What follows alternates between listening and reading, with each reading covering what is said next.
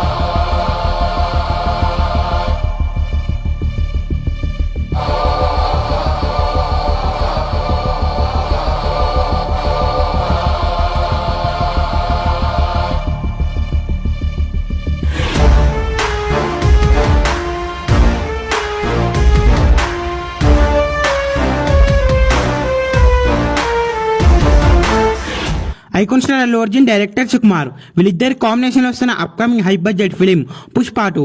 వీళ్ళిద్దరి కాంబినేషన్ వచ్చిన ప్రతి మూవీ కూడా బాక్స్ ఆఫీస్ దగ్గర బ్లాక్ బస్టర్ అవుతున్నాయి. వీళ్ళిద్దరి కాంబినేషన్ వస్తున్న అప్కమింగ్ పుష్ప 2 మూవీ మీద అంచనాలు ఏ రేంజ్ లో ఉన్నాయో మనందరికీ తెలిసిందే.